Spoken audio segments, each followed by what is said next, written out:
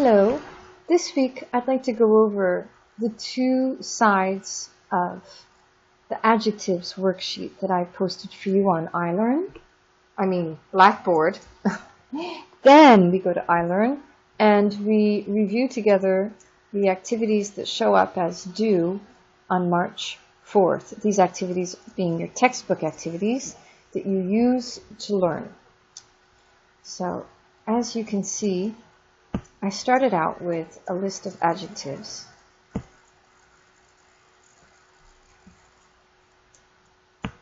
Okay.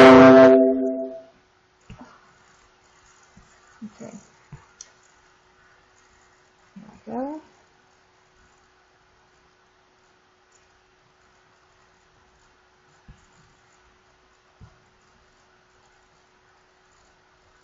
And many of the adjectives you can recognize just because you speak English, or maybe because you speak Spanish.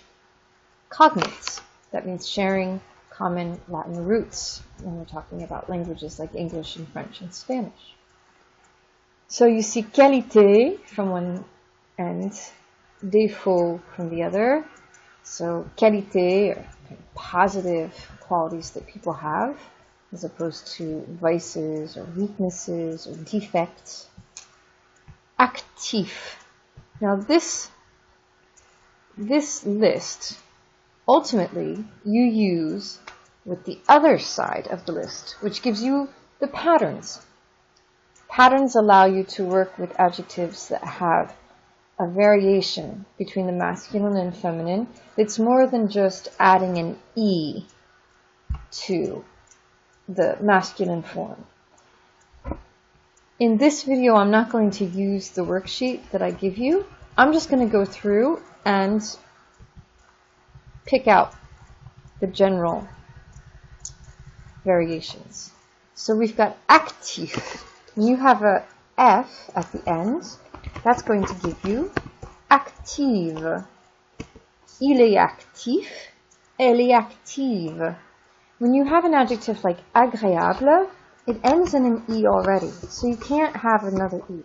So the feminine is going to be agréable.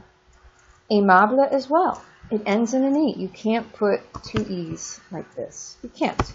Aimable, aimable. She is likable. Sounds and looks the same as he is likable. Aimable. Amusant.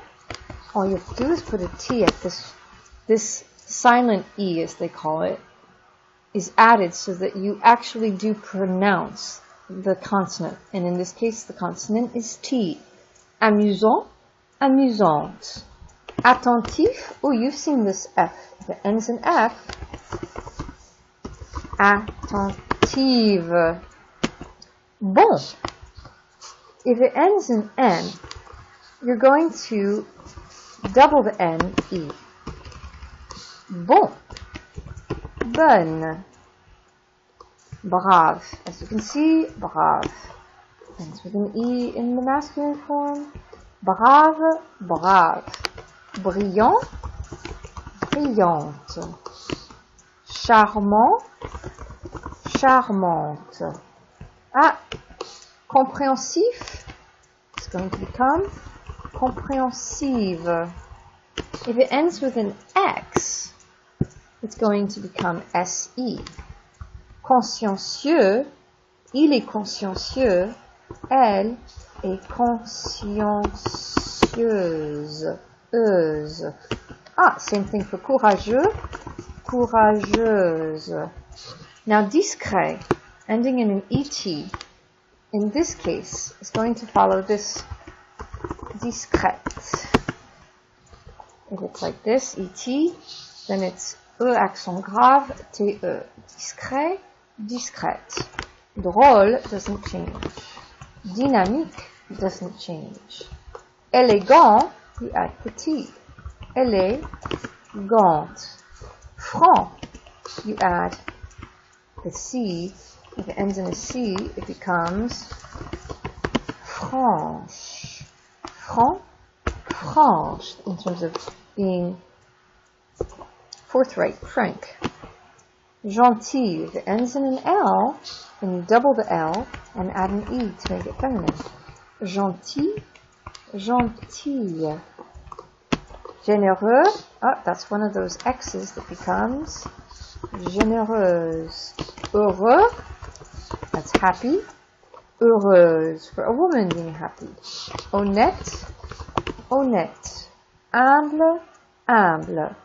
Imaginatif, imaginative. Intéressant, intéressante. Joyeux, joyeuse. Right, joyeuse. Long does its own thing. It ends in a G, it becomes like this. G-U-E. I'm going down. Ah, you see this organisé? It has a E aigu, the accent aigu, organisé. You would just add an E. You wouldn't hear the difference, but you would see it in writing for organisé. You can add an E to the E accent aigu. E. Cannot add an E to optimiste. Patient, patiente. Organisé, organisé. Poli, you just add an E. You see the difference, you don't hear it. Ouvert, open. Ouverte. Riche, riche. Sensible, sensible. Sérieux, sérieuse. Spirituel. And you've got that L at the end, just like gentil, double the L, E. Just like intellectuel, spirituel. Spontané. You see the difference, but you don't hear it. Spontané. Sympathique doesn't change. Tolérant, tolérante. Ah, travailleur. When it ends in heure, it's going to become euse. Travailleuse. Now, let's work our way through the defects. Antipathique doesn't change. Avare doesn't change, nor does bête. Blanc becomes, when it ends in a C, we saw this before with franc, didn't we? Franc. Blanc becomes blanche. And a famous example of blanche is blanche neige. Snow White. Neige is feminine, so you'd say blanche neige. Cruel. Ah, it ends with an L, so cru, L. Double the L, E. Désagréable, désorganisé. Don't really change, except for désorganisé gets an E. Distrait gets a T-E. Égoïste doesn't change. Ennuyeux, dull. Ennui. Ennuyeuse. Ennuyeuse. Gros. Grosse. Impatient. Impatiente. Impoli. Impoli. Inactif. Inactive. Inattentif. Inattentive. Incompréhensif. Incompréhensive. Indifférent. Indifférente. Indiscret. It's just like discret. Indiscrète. Indiscipliné. Indiscipliné. Intolérant. Intolérante.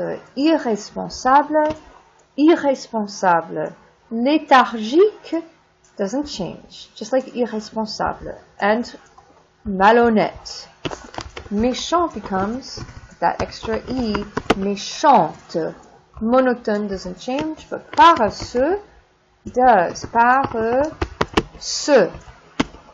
Pauvre doesn't change, nor does pessimiste. Mais peureux, I mispronounced that.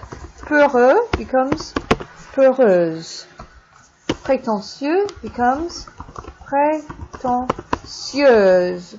Renfermé, you add in an E and it becomes renfermé with an extra E for the girl. Ridicule, ridicule. Sérieux, sérieuse. Taciturne, taciturne. Sévère, sévère. Stupide, stupide. Timide, timide. Triste, triste. Vaniteux, vaniteuse. vulgaire, vulgaire. Oh, and there's one that's not there.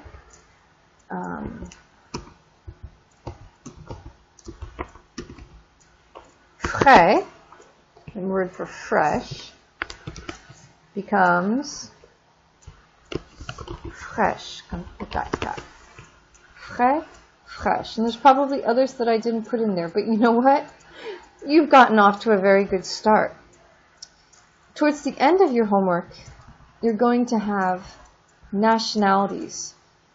In general, nationalities oftentimes will follow that double consonant rule. Like when I think of Canadian, in French it's Canadien, and then it becomes Canadienne. When I think of Algerian, for example, Algérien, Algérienne, E, deux N, E. And then in other cases, you just add an E, and the extra E changes the whole sound of the final. Like Américain, Américaine. Oh, you know what I could add in for the EN? Haïtien. Oh, you know, I need a Haïtien, Haïtienne. I need the I tréma for Haïtien. That's the only accent of all of the accents.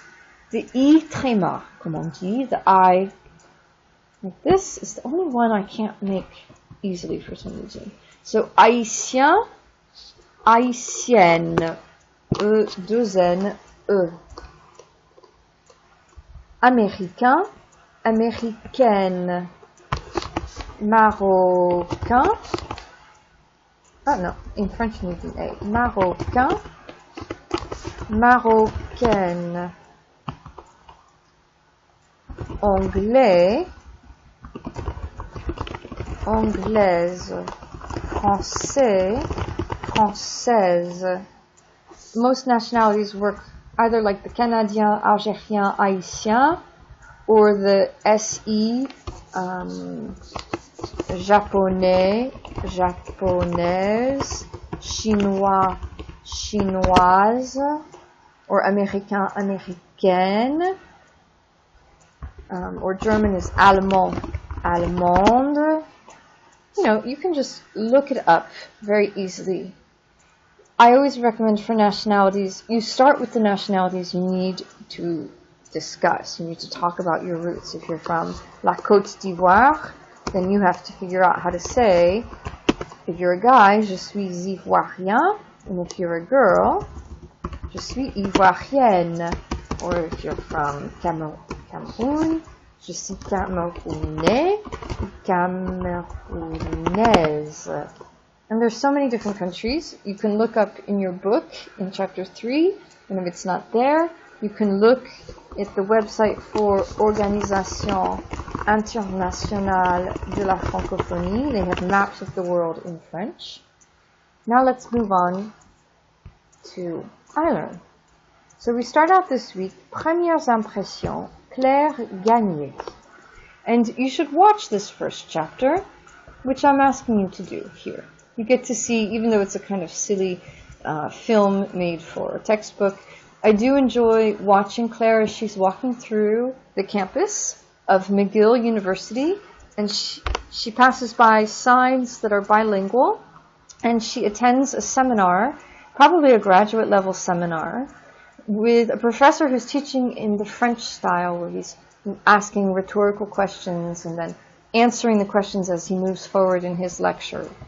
So I'd like you to watch that, and when you're done, I'd like you to share your impressions about Claire. If you want, you can make a recording, or if not, you can go to the book, to the different adjectives in the book, or you can use the different adjectives that I have gone over with you. Most adjectives, I think you can get a feel for them, but if you need to, you can look it up, and then you just make some comments about Claire, like, is she courageuse, maybe, charmante, is she a bit impatiente, she always seems to be looking at her clock, or she certainly arrives a bit late, so maybe you'd want to find a word for that, like elle est un peu indisciplinée, well, or Elle est discrète, etc. etc. It's you who tells me what you think of Claire. Elle est gentille, elle est... Est-ce qu'elle est heureuse? She doesn't seem like she's very heureuse. Elle n'est pas heureuse, mais elle est... Maybe some people say, non, elle n'est pas indisciplinée. Elle est polie, elle est disciplinée, elle est travailleuse, she's hardworking, elle est sympathique, un peu sérieuse, mais elle est sympathique. You know, you can stay closer to the book, or you can use the worksheet, or you can even look up adjectives as long as you give me the proper form. For Claire, I would say, for me, I would write this. I think that Claire Gagné est étudiante à McGill, à l'université de McGill. Elle est étudiante en psychologie à l'université de McGill, mais Claire est aussi réceptionniste à l'hôtel Delta. Elle est travailleuse, mais un peu distraite. And then I may just kind of sum it up. C'est une jeune femme sérieuse, mais stressée. Now, in this case, you'd probably be wondering, why does she say c'est une jeune femme sérieuse? In general, in French, when you're using être, you tend to keep it really choppy in the third person. For some reason, in the third person, il or elle is going to be like, il est étudiant, or elle est, you can talk for like religion, elle est catholique, or elle est musulmane, for professions of faith, or for professions, you know, in terms of work, or for qualities, il ou elle est canadien, ou il ou elle est étudiant, professeur, etc. You keep it simple like that. And if you're adding on different qualities, you can also say elle est gentille. But if you're piling on more qualities, like une Canadienne sérieuse, or elle est une étudiante responsable, I would switch here. I would go c'est une. Whenever I'm using une, I'll say c'est une jeune femme, or c'est une étudiante responsable, mais triste, something like that. When I'm adding on different qualities, I switch into c'est un or c'est une. It translates into English exactly the same. In English, we just say, you know, she is a great student, or she is a student. In French, for just stylistic reasons, they say either elle est canadienne, or c'est une Canadienne sérieuse. C'est une Canadienne travailleuse. It's just for style reasons. I've just always looked at it as a fun way to vary it up. You know, that sometimes I'm using elle est étudiante, and then sometimes I'm saying more things like c'est une étudiante canadienne, and I love how it means the same thing, but I'm not repeating myself. I'm varying, offering different variations on the same idea of she is, he is. Okay, so I just wanted to point that out. Always try to write not like you would think in English, but just try to write what you're learning in French. Simple, but it's meaningful to you. Okay, Barack or Michel. So here the book is reviewing for you the different adjectives that have significant variations between the masculine and feminine patterns, and from adjective to adjective. You don't treat gentille in the same way that you treat courageux. So it prompts you to decide, okay, est gentille. Oh, that's the two consonant E, so it's madame. And I like, you know what I like about this? activity or activities like this because you're so used to thinking in terms of, well, I'll say that Michelle's nice because I don't think, President Obama's nice, or I think he's courageous but not her. You're so used to thinking in terms of your opinions about the people. This forces you to be more formal in terms of you're following the formal rules of French. It's the form that matters, not the fond, as they say. It's not the meaning. So, Madame est gentille, because there's two L-E. Madame est courageuse, because it's courageuse. It's not courageux. Est intellectuel, it has to be monsieur. Est talentueux, okay, you're obliged to say monsieur. Est travailleur, it can only be monsieur. Est fier, oh, I don't know if that was on our worksheet. That must have been the one that was missing. So, also, we had discret, discrète. We didn't have fier, fier. Okay, that's kind of a case that doesn't come up often, but if you want to say someone's proud, you're going to have to say fier, fier. So, est fier, well, you have to say it's Michelle, even if you think that he's proud. Est ambitieuse. Est sérieux, but c'est monsieur, and they allow you some room to express your agreement or disagreement, so you may say je suis d'accord, je ne suis pas d'accord, je suis d'accord, je ne suis pas d'accord. You do whatever you want. Submit answers. Voila. Okay, let me keep on going. Les frères et les sœurs. Again, we're talking about, now we're not talking about one person, masculine singular or feminine singular. We're talking about two guys and two girls. And, we're talking about les frères Baldwin. But remember in French, when you have two people, and so it becomes plural, even if it's co-ed, it will be treated as a masculine plural. So it could be, instead of les frères Baldwin, it could be a famous brother and sister. For example, David and Amy Sedaris. Instead of les frères Baldwin, we would still treat them like ils, plural. Donc, les Sedaris, la sœur et le frère Sedaris, contre les sœurs Olsen. Donc, sont heureux. Ah, ce sont les frères Baldwin qui sont heureux. Sont souvent naïves, les sœurs Olsen. Sont courageuses, eh ben, ce sont les sœurs. Sont un peu paresseux, les frères. Sont toujours fiers, les frères.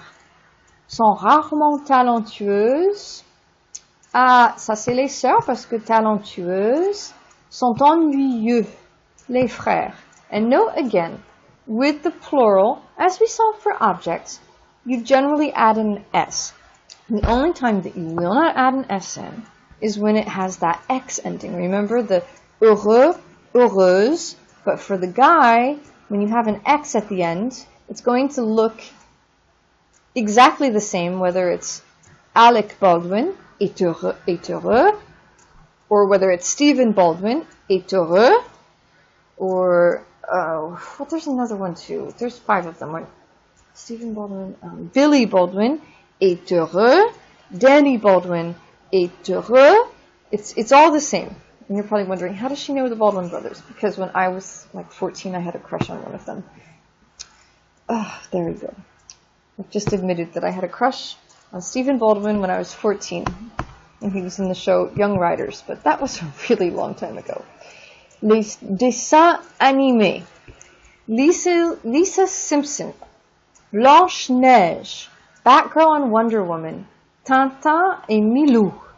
Astérix et Obélix. Jessica Rabbit. Rémi. Shrek et la princesse Fiona. Now, Tintin et Milou come from the comic strip artist, l'artiste Hergé, and he is Belge. And Tintin was the star of a movie by Steven Spielberg in 2011, I believe. If you're interested in this topic, you can put it into your scrapbook or use it in your cultural grades paper. Asterix and Obelix is also not only a theme park, but it's also a comic book series, and even the subject of films in which I think the big, these are kind of prehistoric French people, not prehistoric, but they play the parts of the Gaulois back in the days when they were invaded by Rome. This could be an interesting topic. Okay, so Lisa Simpson, and here I'm asked to follow a model souvent. So she is souvent. Oh, I have to not only use this adjectif, but okay, book, they say adjectif possible. These aren't adjectives. Parfois and quelquefois, rarement, souvent, trop et toujours are adverbs that we use to further enhance the adjective. Donc, Lisa, parfois means sometimes. Quelquefois also means sometimes. You see the word fois in it? That's time. Like when you're multiplying, you say deux fois deux font quatre. So here it's parfois, which is equivalent to quelquefois. Both kind of give the sense of sometimes. Not all the time, but sometimes. Souvent is often. Rarement is rarely. Toujours is always. And then trop is like too much. So even if among these adjectives you don't find any adjective that characterizes the characters, you can always use rarement. For example, Lisa Simpson est rarement ennuyeuse, ou elle est toujours intellectuelle, or maybe elle est trop intellectuelle. Play with it and have fun. Blanche Neige est trop naïve. Oh, so I have to go here for my tréma. Est trop naïve, n'est-ce pas? Elle est trop gentille. Elle est trop gentille. Oh non, c'est pas qu'elle est trop gentille. Elle est gentille, mais la sorcière, la marâtre, her, belle-mère or mother-in-law, est trop méchante. Batgirl et Wonder Woman sont courageuses. Tintin et Milou sont rarement paresseux. Astérix et Obélix sont quelquefois fiers. Jessica Rabbit est toujours ambitieuse. Rémi est souvent paresseux. Shrek et la princesse sont toujours amusants. And I use the amusant with an S because it's a boy and a girl. Voila. And, in the case here I get 8 out of 8, 100%. But sometimes when you submit these, you don't get anything until I review your work. Les premières impressions, Abia. Now, Abia is the friend of Claire. So, I want you to watch the next chapter. And I know it's not great filmmaking. I know. But it's something to work with, and I'm sure that you will find that Abia est travailleuse et sérieuse. Surtout, c'est une amie très dévouée et sympathique. Or something like that. You do what you want. These adjectives are for you to use. Now that you've learned how to express yourself correctly, with the adjectives using il or elle, but also je or tu or il ou elle, nous, vous, il pluriel ou elle pluriel, with the conjugation of être, the adjective is always going to be masculine or feminine, singular or plural, because je can be masculine or feminine, tu as well, although je and tu are singular. Il and elle also are singular. But nous can be feminine plural, can be masculine plural. Vous, depending on whether it's a formal vous or a plural vous, as in y'all, can be masculine or feminine plural, and il, masculine plural, elle, feminine plural. And you'll also see in these upcoming adjective lectures that words can also have an adjective.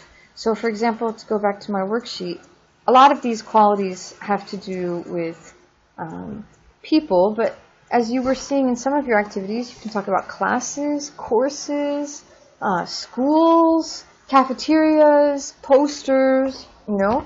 C'est une affiche. C'est une affiche intéressante. I couldn't find a better example. C'est une affiche intéressante. C'est un film ridicule.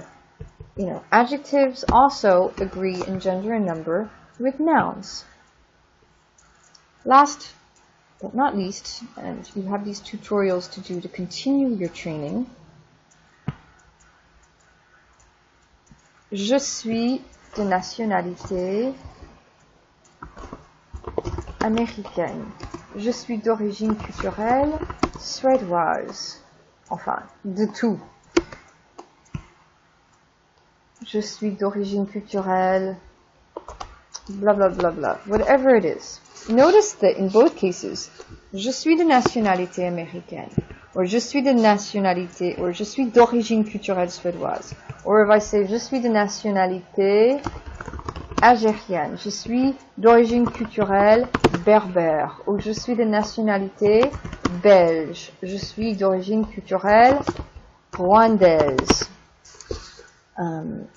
In both cases, nationalité and d'origine culturelle, origine is feminine, nationalité is feminine. So if you're a guy, and you know who I'm thinking of when I'm doing this, Belge et Rwandaise, I'm thinking of the pretty well-known performer Stromae. Even in America, people love Stromae. Well, Stromae, he's a guy, so if he was speaking just in terms of himself, he'd say, je suis, I'll write it for you here. He would say, je m'appelle Stromae, and he could say, je suis belge, mais je suis aussi, du côté paternel, je suis rwandais. In fact, his father was from Rwanda, and his father actually was killed in the genocide in Rwanda. Donc, he would say, je suis belge. But if he's saying, de nationalité, I am of Belgian nationalité, Belge, although this nationality is one of those irregulars that doesn't change, je suis de nationalité belge, je suis d'origine culturelle rwandaise.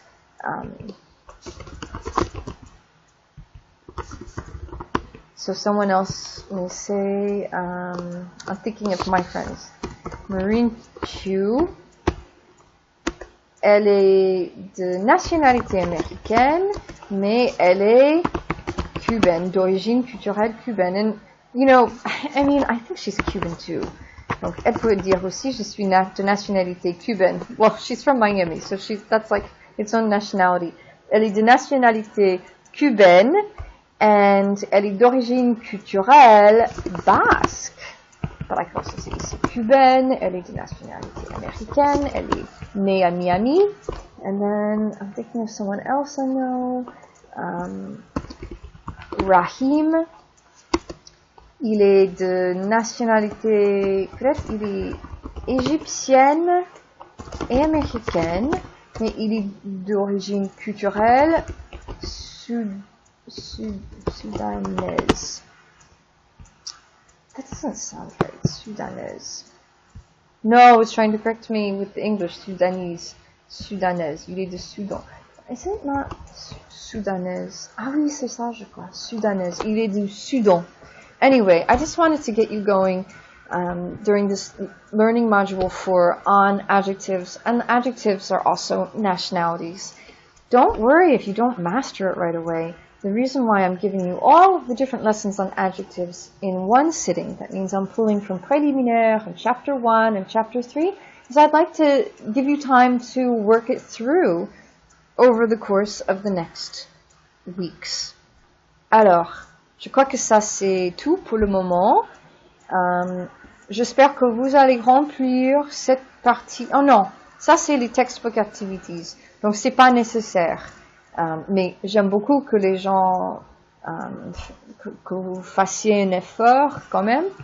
Mais you do as you wish. Ok, c'est tout pour le moment. Je vous souhaite bon courage.